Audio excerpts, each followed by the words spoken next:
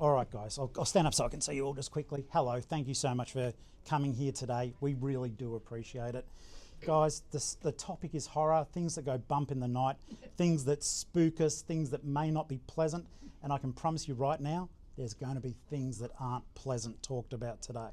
So if you have any triggers, any sensitivities, imagine any trigger warning that might upset you, including, sadly, child harm, mistreatment of patients, very bad circumstances for children in orphanages, cannibalism, alcohol abuse, drug abuse. The whole gamut may be discussed today. It'll be done tactfully, unless in the sake of humour we make it funny, but some of the topics may be a little bit off colour, but we're warning you now. If that does affect you, one, we're sorry, but two, that will be a part of the conversation. Okay, so without further ado, JJ Carpenter has written the amazing Haunting of Kenmore Asylum. I don't know if you've had a chance to have a read of it yet, but I can tell you right now, breathtaking, stunning were the words. I read it expecting it to be good, because JJ does have that reputation. It is spectacular. So we're really lucky that JJ's here with us today. Oh. And a big hello, just so as you know, guys, I'm filming. None of you are in the video. It is just on us, so please don't be worried about the microphones. If you speak, your voice will be picked up. I can't cut it out, so that's the warning in advance. Yes, it will be. We're so lucky. We've got a fairly decent American audience too, and we're making that video, not live now, but later available to them as well. Without further ado, let's get into yucky things. I gotta say, there's no cannibalism in this though. Hello! Because the other triggers are all this one. And you threw cannibalism in. I had to throw cannibalism into it just in case we go there. Okay, so it's going to be very relaxed. Feel free if you do have questions along the way. We want to incorporate the talk to include all of you.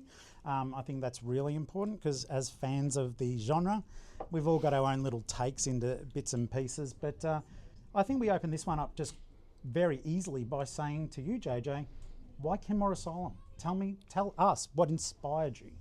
This is a rabbit hole.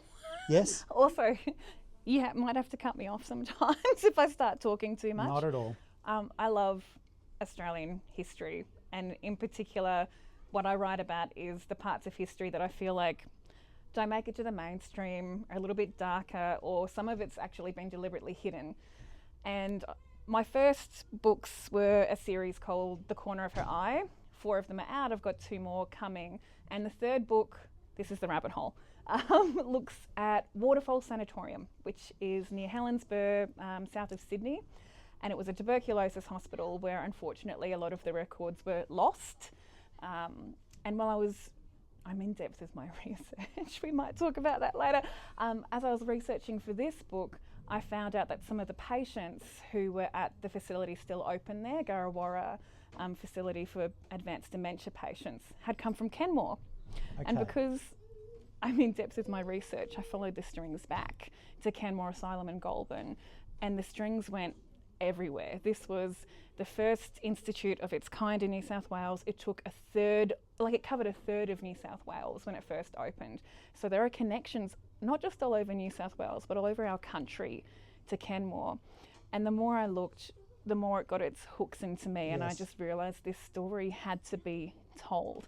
And one thing to know about Kenmore, you think of an asylum, you're like, oh, it's a hospital. But this was literally the size of a town. We're talking 19 wards, 2 reception houses, its own morgue, hairdresser, library, farm, cemetery. It was humongous. And I do cut myself off with the research, not always the talking. And that's okay. With this book, I had to hone in on one ward because otherwise there was just too much of the story to tell. And that's, of course, the most haunted ward, depending on who you talk to, which is Ward 15 or female Ward 5. Is that answering your question? Yeah, very much so. I see it. I loved within the book at some stage, there's a lot of references to the asylum, obviously, but you think all these horrible things transpired during the story, but then JJ makes the point, well, rather one of the characters does, that, you know, typically, like, we think crazy asylum, death, destruction, mental illness, which, by the way, is another trigger. I forgot to mention that one. You know, it's asylum, though, doesn't mean crazy or with issues. It means a safe place, and it gentles the mood. And I loved that transition because it actually had to be pointed out to me as the reader, wait, this is meant to be a place of healing, and there's not a lot of healing going on. It was a nurse who reminded me of that fact. So one of the great things about this story was I was able to talk to a lot of the former staff and some of the patients who worked at Kenmore when it was still open. And I remember this so clearly, and she was actually inspiration for some of the characters when she did sit back, and they were so reticent at first. And one of them had to basically vet me before she'd let me meet everybody else. Because a lot of the time when you read asylum horror, it's really black and white. It's, you know, the doctors are evil and they're torturing, and the patients are all just crazy. But that's so far from the reality of a place like this. And I wanted to bring some of the human aspects into it, which are still horrifying, but also can be kind of tender as well. And the nurses shaped the story in that, talking to them and seeing how much love they had for a lot of their patients. I had to find a way to bring that in. And did you, like, there's the characters within the story, it spans across three, we won't say generations, but 3 different time periods, right? So I felt like when I was discovering, and it's surprising, like, the character development is beautiful. You will care about these people, whether they're the patients or the staff. And heart-wrenching at the end, can't tell you the spoiler bit, but at the end it will really get to you just how beautifully you have created these characters. There's one in particular, I won't tell you too much, but one of the nurses, Bonnie. Oh my God, I'd read another full book about Bonnie. But JJ's characters are fleshed out. And it's funny, in the book I thought it was very beautiful how, I would say, like, it's about 280 pages, I think, from memory. I should know this. No, you shouldn't, because I was reading on Kindle. 257. There you go, 286 on Kindle. And for at least the first 100 pages, it's like you feel something ominous, and it's creeping up and it's creeping up. And then all of a sudden it all transpires. But before then you care about everyone. And then it's like, oh my God, I care about everyone now. And now bad stuff's going to happen. And it does. And it's great. But when you were developing those characters, what would you say? Like, you took inspiration from people, but could one person actually be an amalgamation of 3 and stuff? Absolutely. Okay. My characters come to me in lots of different ways. So Bonnie was one of those characters who I take about a year to do my research, and that's when I've kind of got what I call like the nugget, kind of the ideas percolating in the head, and that's when Bonnie sort of came to me, and she was really fleshed out while I was researching the book. Some of the other characters are inspired by the nurses. My dad is one of my early readers, and there is swearing. There's another trigger, swearing in the modern timeline. And he said to me, did you really have to have all that swearing? And what about those lovely old ladies? Because, and I was like, Dad, they swear worse than sailors. Like, there's no one tougher than a psych nurse. So they definitely inspired the characters as well. And then the patients, I write fiction, but I'm as historically accurate as I can be. And a lot of what happens in the book, I've had people ask me, did you exaggerate? And not at all. A lot of the patients were inspired by case files, if not from Kenmore, then from other institutes like that around Australia. Obviously de-identified, but there's a lot of real life. And then also I might just be walking around the street and see somebody, I was like, oh, you're interesting. It sparks another part of the character. Yes. I found with some of the way I develop my characters, it'll be like a combination of maybe creepy cool, like my zombie series, there's a character in it, and feel free to laugh, but it mixes comedy with zombie horror. And there's one called Mike the Alien. He's literally a grey alien in the book, but he's so cool. Like, you want to follow him around.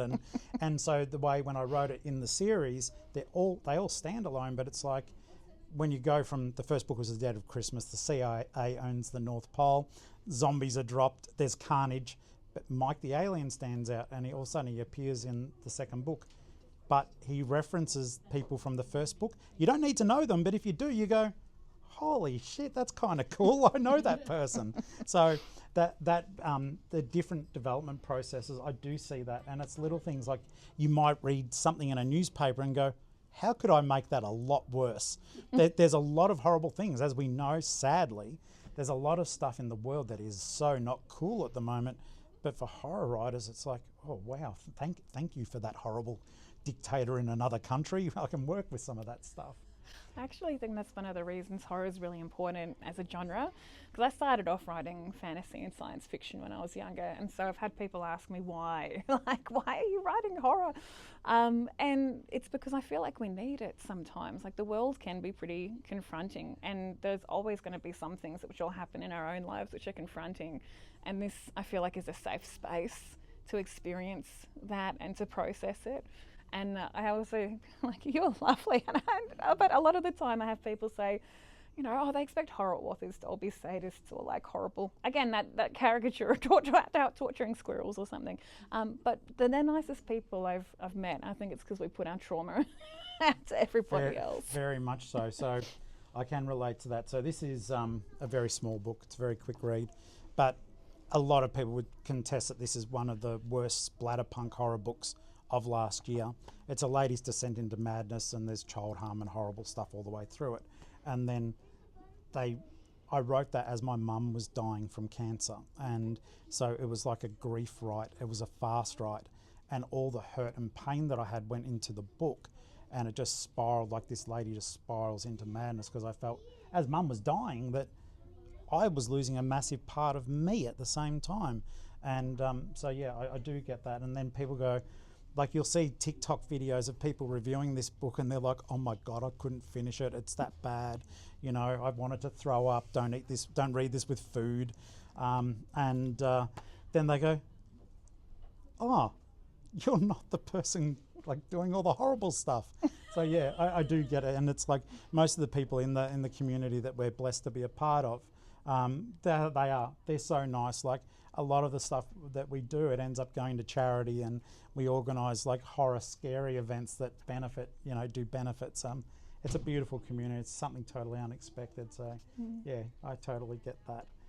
One of the things I did also get with what you did there, though, all the way through, there's, because of the time periods in Kenmore, it's like they very gently blend to each other.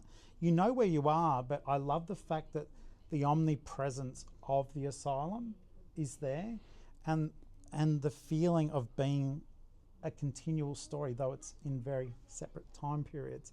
I thought that was super clever. Like, how do you go about giving an inanimate object a voice? I actually feel like this is an easy one for Kenmore. Actually, it's part of my process too, as I really like to go and see the places that I'm writing about, which when you're writing historical fiction in Australia, I can. And Kenmore was one of those places that had a feeling. I'm a writer lost for words when I try and describe it, but talking to other people who'd been there, the one word that came up over and over again was heavy, or ominous, or it did feel like it was alive in reality as well. And so, of course, I had to make the asylum a key focal point for this book as well. And one of the sad things about Kenmore, and I try not to get political, but it is a heritage listed building, but it was bought by a Chinese state-owned enterprise, and unfortunately it's not being maintained. There's been damage, parts of it are falling down. And so part of this story, it's not just educating ourselves about our history in an entertaining way, but also trying to show that how we've treated our history has an impact. And part of how we've treated our history is that we haven't treated this building very well at all. And so I've had a couple of complaints recently about the language of those two boys. It's like, it made me upset, and I was like, good, because that modern timeline when the place is abandoned, the way that we have treated our history should be upsetting. Can we extrapolate on that just a little bit for a second? So just to give reference there, for those of you who haven't had the lucky fortune to read it yet, we're talking about the language, and this is one thing I was saying to JJ earlier. I was like, you wrote everyone perfectly.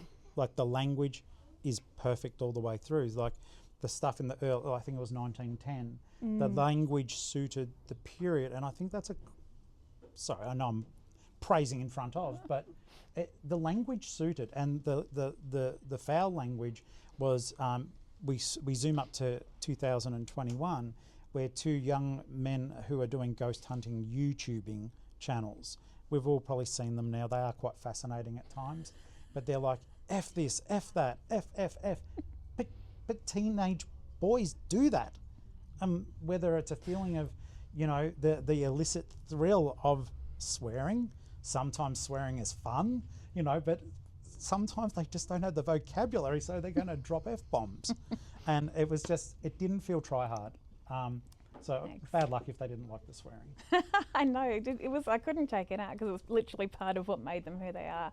And I do, again, that immersive sort of research, part of it will be reading magazines or journals, personal journals or academic journals or whatever it is from the time period to get myself into that headspace. I was watching some great news broadcasts from the 50s in Australia for that timeline as well.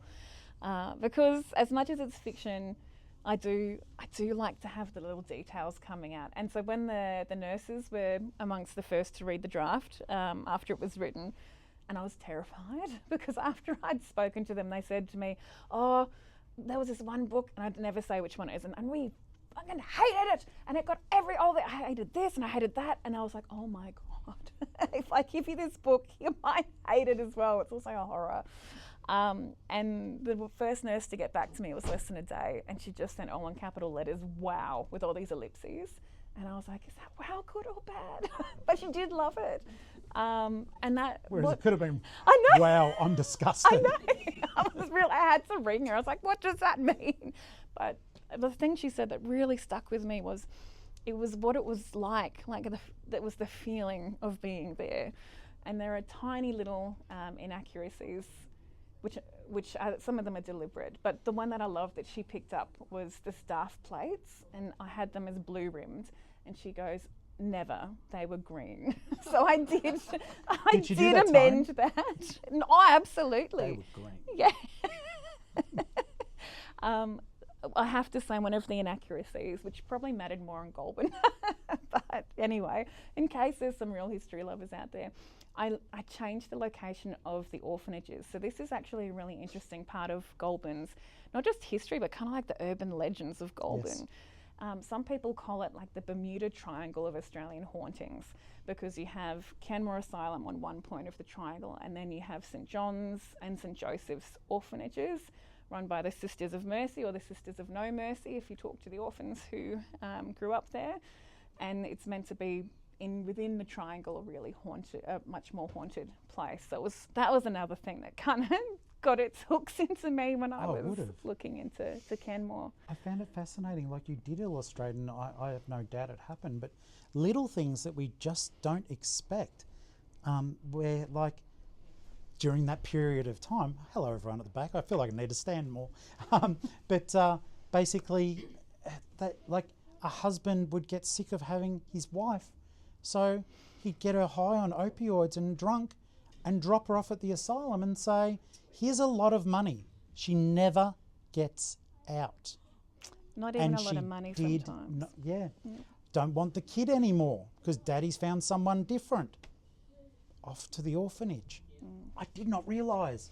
And that was horror in itself. Absolutely. So I think a lot of people say in the reviews, I love reviews. I know they say never read the reviews, like don't read the comments, but You can't help it. Just know I'm going to be reading them. But that was it. They said that how we've treated people was one of the more horrifying parts, and that was what I was trying to show people, part of our history. And one of the recent articles quoted me as saying a big fat raging feminist or something, but I am a feminist. I wanted to expose some of the treatment of women as well, and not that long ago. And you're right, they did just They got sick of them, dropped them off. The list of reasons for intake was insane. Not just women though, men as well. You could be put in this asylum if you had Down syndrome, if you were neurodivergent, if you had menopause, because ick. I'll get rid of the women because we don't want to deal with them when their hormones are off balance. Postpartum depression. You'd had a miscarriage. For the men, the one that really got me was he got kicked by a horse and now he has injuries and we don't want to have to look after him, so off to the asylum he goes. And the orphans weren't orphans. The vast majority of the children who grew up in the orphanages were abandoned children. Oh, so that was, I do this a lot. That was the bit that I swapped, the historical inaccuracy, because I swapped the locations of the girls and the boys' orphanages for the story. I was forgiven by the local historian and the nurses. I'm like, that's fine. It is difficult though. It's and I do get where you're coming from. It's like even though it's a zombie comedy, it takes place in ancient Egypt. And I researched for, I'd say 3 to 4 weeks, not full time, of course, but just in the evening, about ancient Egypt and what had happened during that period of time. Only then to deliberately, for comedic effect, to get it wrong. I mean, in mine, the aliens are building the pyramids. Tutankhamun exists in a time that he doesn't. Nefertiti, who was his stepmother, she's there. It's all historically inaccurate. And I'd get messages, that didn't happen during that period.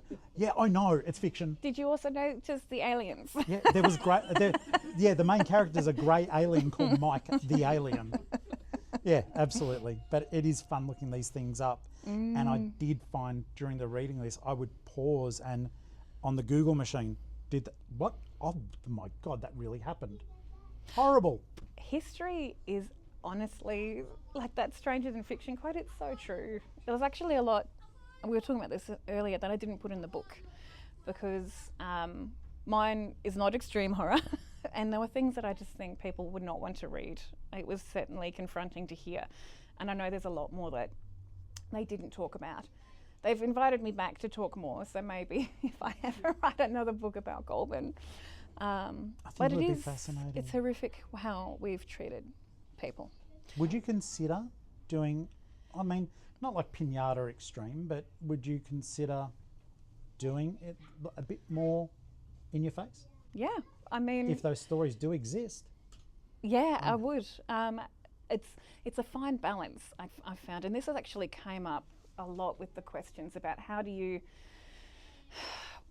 walk that line between explaining what's happened without being too triggering, showing that an asylum could be a safe place while acknowledging that for a lot of people it really wasn't. That was really, really difficult. And so it depends on the story, I suppose. That's a bit of a cop-out answer. My work in progress is a bit different. My next novel's been picked up by my publisher already, which is great to have a deadline. Makes me feel like a grown-up author. But this is still got elements of history, but that is going to be more dark sort of comedy and a bit of creature feature. Yes. We have some amazing cryptids in Australia. So the history is fascinating, but the mythology is quite interesting as well. So yeah, I'll branch out eventually. I would absolutely love that personally. Another thing, I think, like, it's the Praise You hour at the moment, I feel like, but it's deserved. I don't know about you guys, but I've been finding over time, we all do a lot of reading, otherwise we wouldn't be here. We've got an interest. But I've noticed lately there's a bit of a lazy tendency by some storytellers. They'll go, bumper, bumper, bumper, stop. Like, you know what I mean? It's like the story's galloping, and all of a sudden they rip on the brakes. And I'm talking about like Dean Koontz, his last few books that I've read, they just finish, and it doesn't make sense. It's as though he's just run out of ideas and he stops. And this is why I loved the pacing of Kenmore. It told a story, and the story finished when it was meant to.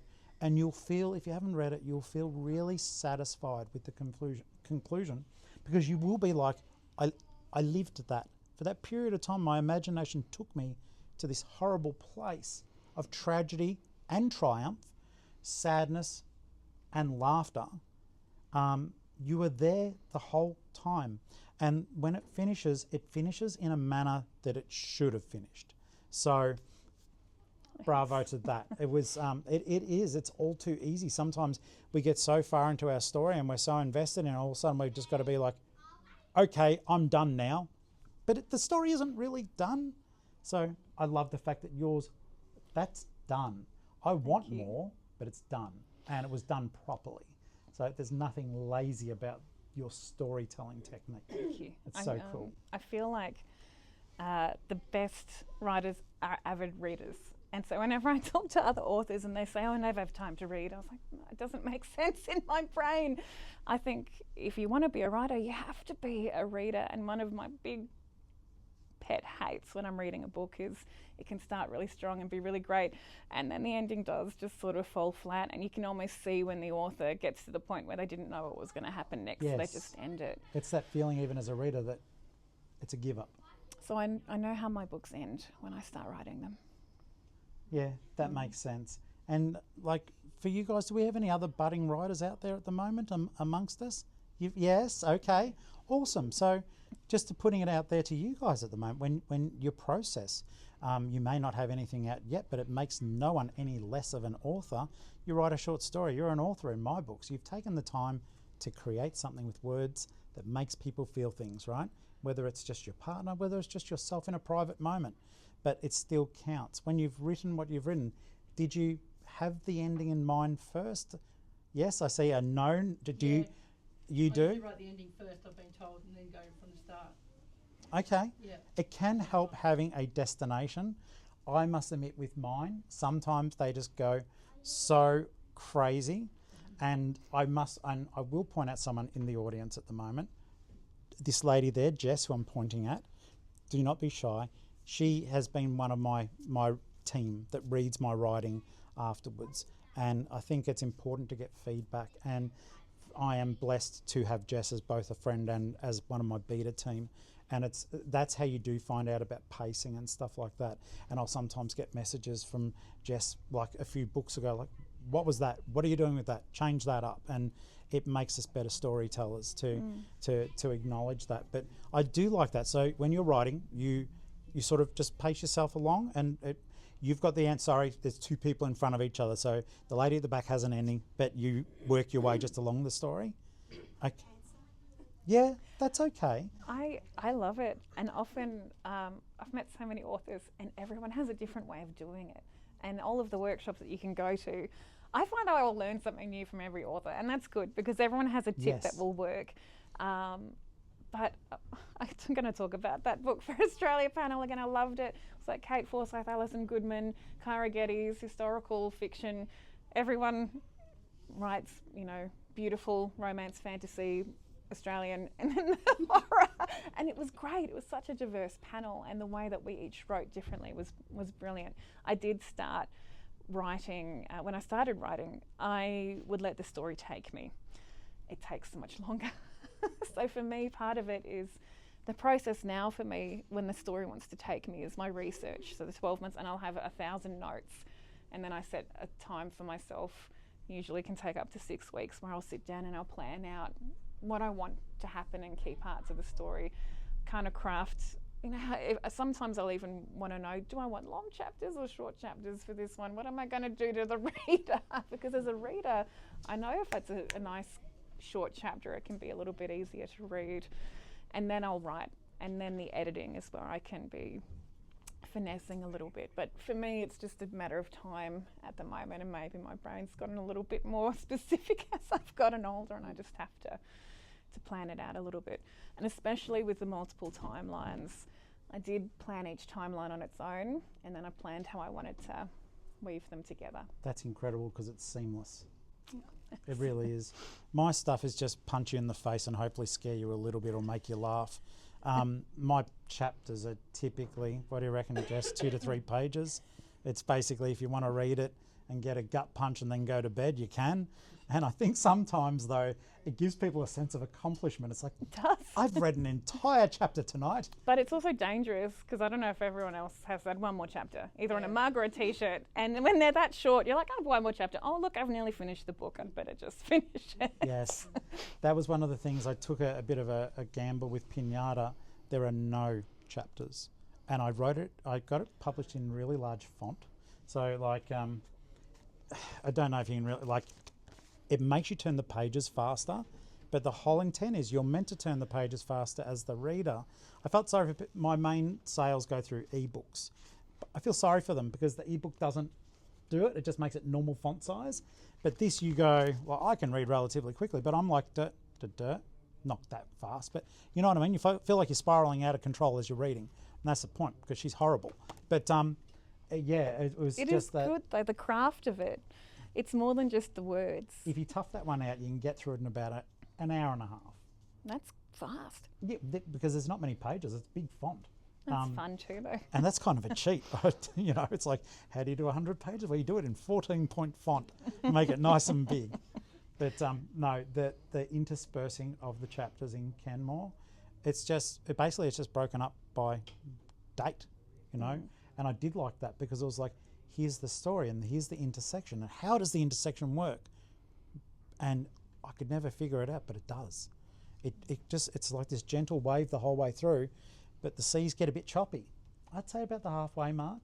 And it isn't where JJ has all of a sudden gone, oh crap, I've got to start scaring them. Stuff goes there because it's going to go there. And yeah, it's just, yeah, I put it down and I turned around to my partner and said, and now you have to read this. She doesn't read horror, she just reads my horror. Poor thing. She had to read Pinata, I think, 6 times, and it's just grotesque. But this was, no, Alison, you need to read this. It's beautiful. So, yeah.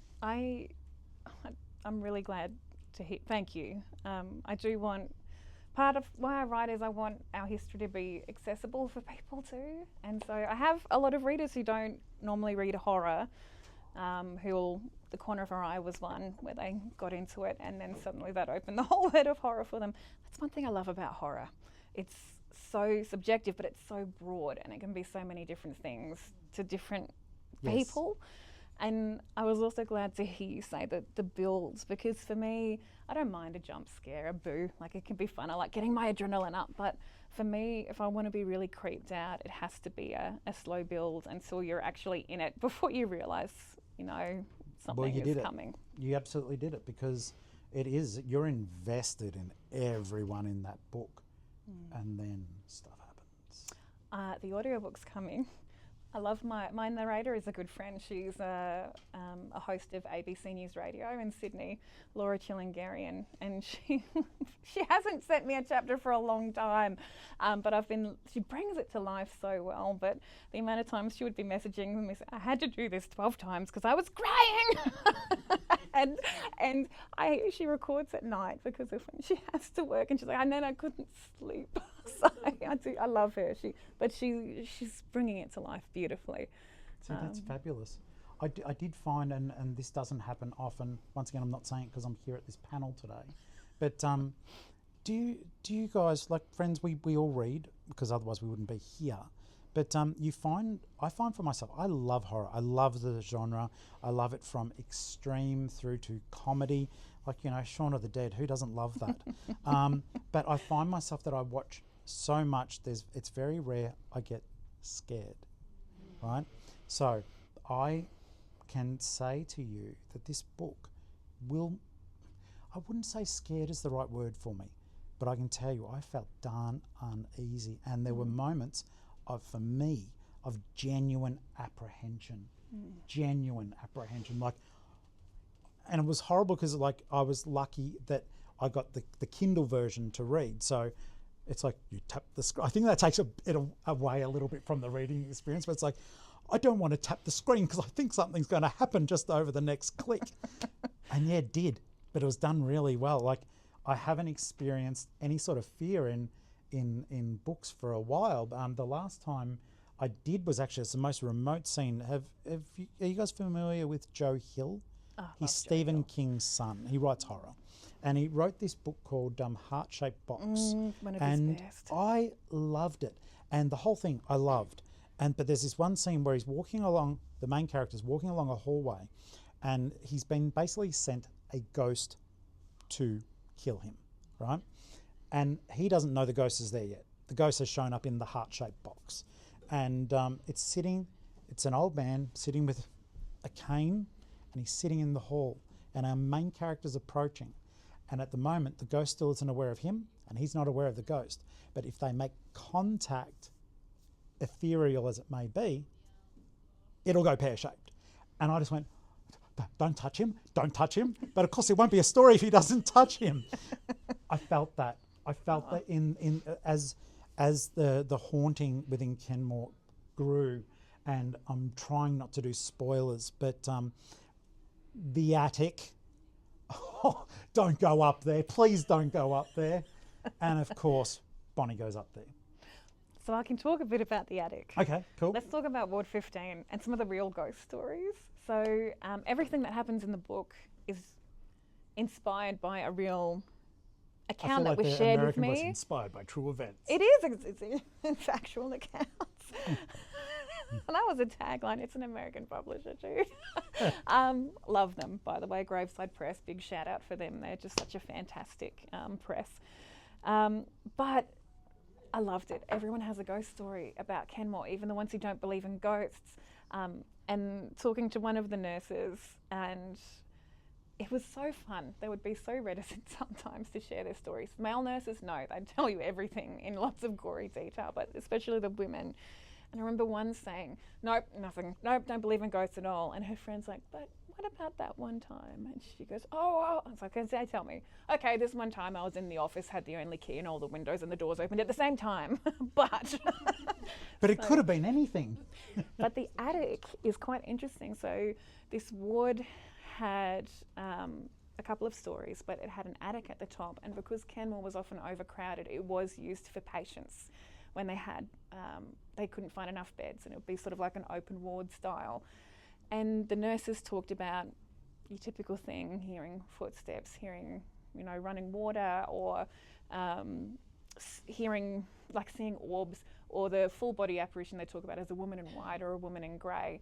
But the stories I loved was the nurses who believed in the ghosts, and they would sit at the top of the stairs with their key, waiting to open the door and burst in to try and catch it, because they had to know. And then other things which kind of freaked me out the most were the patient rooms opening and then locking behind them when the patients left, and them not hearing it. I mean, these doors make a lot of noise, especially at night, but they'd suddenly find patients in places they shouldn't be. That kind of scared me too, just to think about how did they get the there? ghosts leading these people places they shouldn't be. Very, very much so. It's sort of, I think when we, I don't know about you folks, you probably have been to creepy places, but just the feeling within Kenmore, within the book, it makes me want to go there. But You can't. You can't? I did not know that. I should say that. You That's should another say reason that. it's sad. It is currently closed to the public. It used to be open for tours. There used to be a museum there,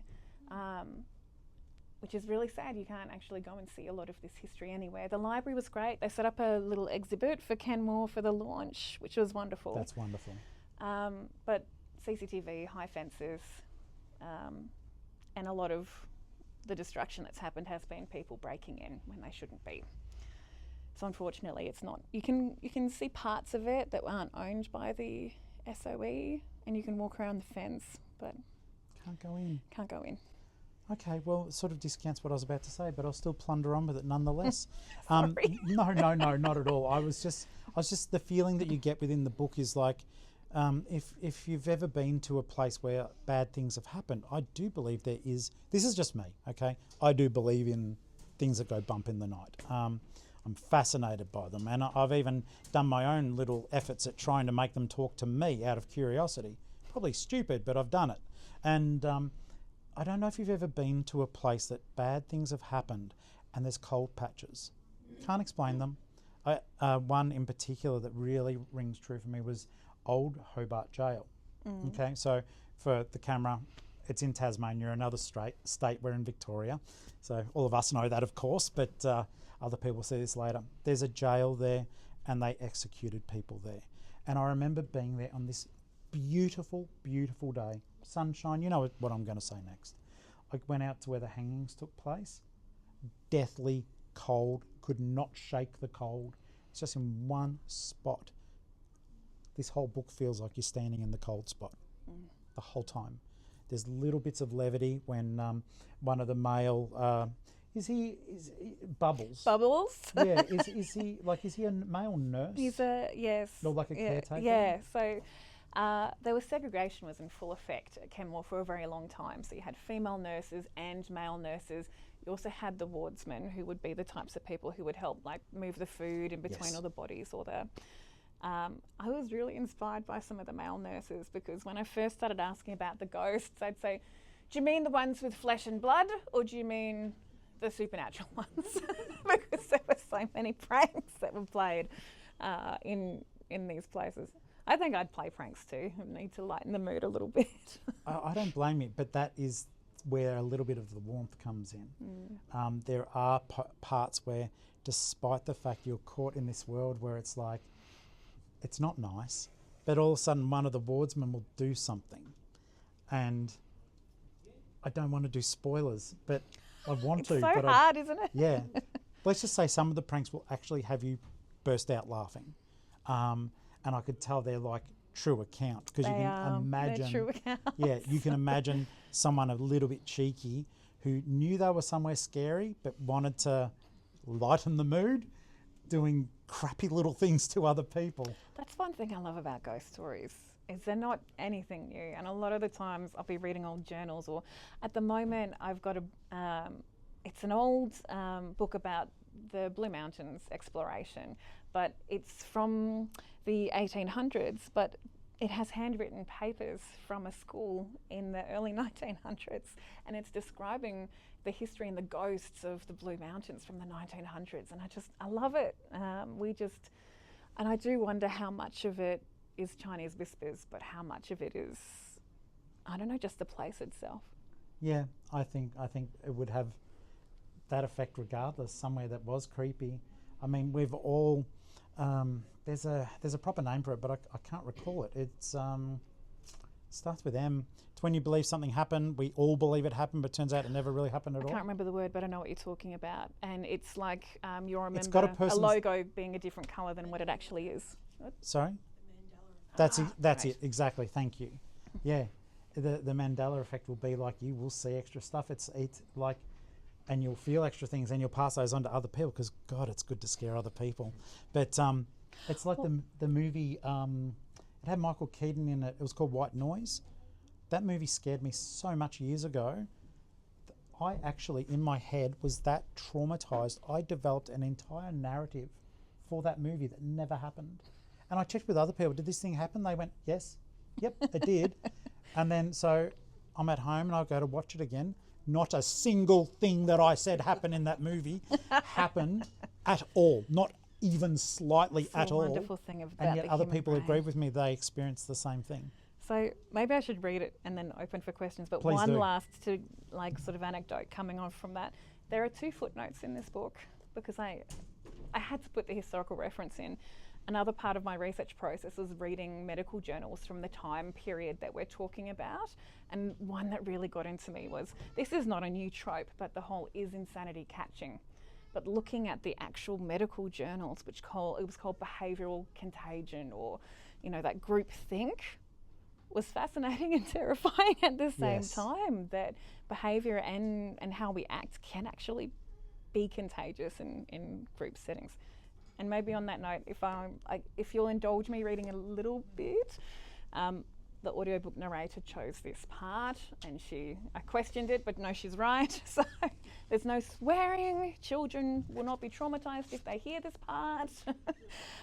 It's from chapter 9, and I'll explain the characters if I have to as I go. But Bonnie is the main character for this period. She is a nurse trainee, which means she's done a tiny bit of desk work before being thrown into practical, and that's how they taught them back then, was on the job. You learnt by looking after the patients. So our time frame is the 1950s. Yes, 1953 for this one, autumn. And Buna House, just to put it in context, was, actually I've got a picture of it at the back of the book, was the nurses' quarters. It was built by the nurses, named after the battle in Papua New Guinea. And this is the only known photo left. I spent so much time at Lara Library. They had this photo and they gave me permission to print it. But I love that I could, again, capture that little piece. So that's where she is in this part of the story. Bonnie twisted in her bed, trying to get comfortable. That blasted broken spring in the mattress seemed to poke her no matter which way she moved. I have got to flip this mattress, Bonnie thought to herself, not for the last time. She pulled her blanket tighter over her shoulders, tucking her chin into her chest. The swim in the dam with the patients mere weeks before had heralded the end of balmy days. The chill of winter was well and truly descending. With no heating in Buna House, her bed was the only haven from the steadily declining temperature. Her toes had just started to warm, but the tip of her nose still felt like a small dripping icicle. Bonnie rolled again, now looking up at the ceiling, the scratchy blanket pulled up to her eyes. Through the bluish gloom, with moonlight streaming through the window, she could see that same knot in the weatherboards she'd focused on her first day in Buna House. She concentrated on it again now, tracing its circular patterns, counting its rings, trying to quiet her mind enough for sleep to take her. Somewhere below her, a wall in the house creaked and moaned. In the stillness of the night, it was as audible as thunder in an otherwise empty sky. A moment later, she heard a gust of wind batter the windows, and the groans echoed as the breeze wound its way through the corridors of the house. Bonnie? She rolled over at Lucy's whisper, watching as a slim girl propped herself up on her elbow. Lucy's another nurse trainee. This is another bit of a historical inaccuracy. They share a room. In Buna House, you all had your own shoebox-sized bedroom, but for the story, they're sharing the only room big enough for 2 beds. Did you hear that? It's just the wind, Lucy. Buna House is always making noises. Bonnie and Lucy lay facing each other a few moments more as the house continued to settle. Lucy's jitters made Bonnie think again of the alleged whispers beneath the window, the ones only Lucy could hear. She strained her own ears, hearing nothing more than the light tap of leaves and twigs on the glass as the wind continued beating the weatherboards. There, Lucy whispered again, sitting fully upright this time. Did you hear that? Surprisingly, beyond the creaks and wind, another muffled noise could be heard under the din. Bonnie sat up as well, pulling her top blanket around her shoulders. It wasn't whispering. At first, Bonnie thought it was just more groans of a settling house, but these creaks had a pattern to them. Footsteps, she thought aloud, to Lucy's avid nodding. It did sound like someone shuffled around on the ground floor beneath them. Bonnie thought again about how it was impossible to lock up Buna House at night, and wondered if it was another nurse, or perhaps someone had wandered in from outside. She stood, walking to the chair at the end of her bed to pick up a thick dressing gown. She shivered in the moments between offing the blanket and donning the robe. The icy tentacles of winter instantly wrapped around her toes and fingers again, stealing their momentary warmth. What are you doing? Lucy hissed, shuffling closer to the edge of the bed. Where are you going? You're not going out there, are you? Oh, come on, Lucy. Bonnie spoke the words rather than whispered them, attempting to bolster her own swagger. The way her voice split the silence served more to rattle her spine than to stiffen it. It's probably just another nurse. She preferred not to voice the possibility that it was someone from outside, less a potentially violent threat and more a common human being. But what if it's not? Lucy trembled, standing now herself and taking a tentative step towards Bonnie. Even though the same thought had crossed Bonnie's mind, in this instance, she found it easier to grip tightly to rationality. Buna House was old and poorly made. It creaked and moaned at night, and, like the rest of Kenmore, it was filled to capacity with people. The footsteps were more likely to be from someone getting a drink of water than from any foul spectre or malevolent outsider. Still, she wouldn't be able to sleep until she knew. Wait a moment, Lucy squeaked as she sprung for her own folded dressing gown. Don't leave me alone, I'll come. Moments later, Bonnie poked her head out into the dark corridor. A shaking Lucy pressed into the small of her back. The door hinges squeaked sullenly. Nothing but familiar corridors greeted them, along with the top of the narrow cedar staircase, descending further into blackness. Here in the hallway, with only the moonlight from their own window shining behind them, the dark felt even more alive. Lucy's moist, rasping breath tickled the hairs behind Bonnie's ear, and she stepped forward in irritation, rubbing the side of her head on her shoulder. Her own footfalls were immediately echoed by more footsteps below, and then came a loud crash, as if someone had run into a wall. The whole house vibrated. What in the... Bonnie cut off as she reached the top of the stairs, now able to see a faint glow of warm light from below. A door down the upper hallway opened and Gerald's tired face popped out. Gerald is a full nurse. Her hair wrapped around curlers and secured in a net. Another crash resounded, and the next thing Bonnie knew, her feet carried her down the narrow steps. She rounded the base of the stairs, pulled towards the warm light in the kitchen, heart hammering in her chest. The initial fear that had begun to bloom in her chest had been replaced with a heavy bud of dread. Something wasn't right. She could feel it. This wasn't just some tired nurse getting a glass of water. "Hello?" she called as she took the final steps into the common space. "Hello?" No more footsteps. Even the creaks and moans of the house had quietened. The silence was intense enough to crackle in her ears and solidify the air around her. Lucy caught up to her then, almost pushing her over as she barreled into her shoulders. "Sorry, Bonnie, Lucy cut off as the two of them stumbled forward, and then she let out a piercing scream. And if you want to know what happens... Got to read the book. Guys, I think it's at this time it might be a good idea for us to wrap this up. Does anyone have any questions though for us? Anything you'd like to know? If not, we'd like to thank... Are you based in Victoria or? I'm in South Australia now, so I was in Canberra when I was writing this book, but I'm now in the Adelaide Hills, closer to family. Have you been to other asylums besides Kenmore? I absolutely have. Yeah. I haven't been to Aradale yet, and I get asked that question all the time. And I drove past it on my way. No, because I'm going through Mount Gambier. So I definitely need to go to Aradale. I've Mayday Hills, Z Ward was a great one. That's in Adelaide. I was able to go into the Parramatta Female Factory Asylum. So yes, I do love putting myself in that type of situation as well to get inspired. Do you think you're sensitive to it, or you just got a fascination with it, like you said earlier? So I definitely think I'm sensitive to it, and this is, I get asked this question a lot, particularly do I believe in ghosts? And I'm always really excited to say yes, but I don't know what they are. So that's part of my fascination, I suppose, with the genre. But I've always, I suppose, you know, children are meant to be able to see ghosts, and I have memories of interacting with things, and I guess I never outgrew it. You were saying you're a big kid, maybe that's my problem as well. It's a good problem.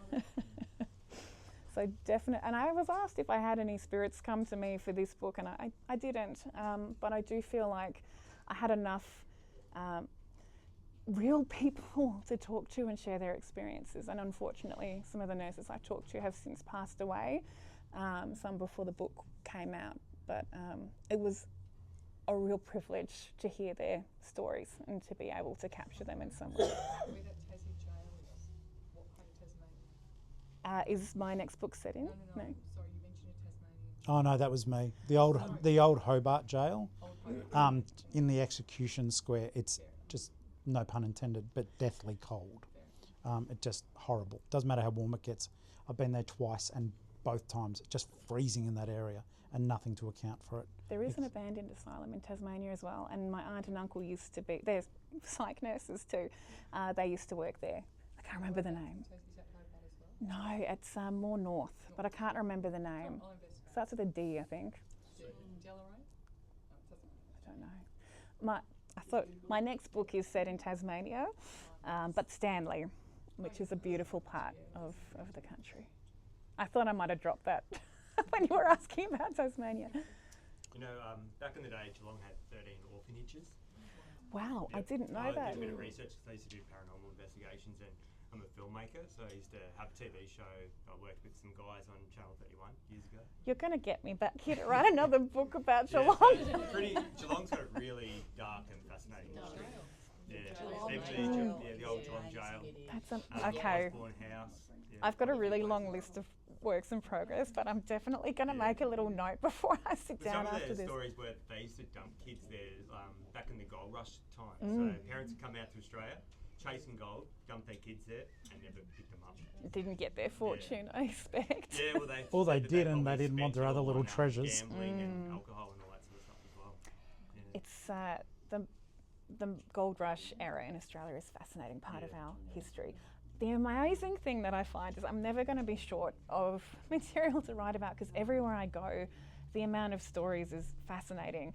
And again, like, we've all done our history classes in school, which for me, everyone's like, did you like history at school?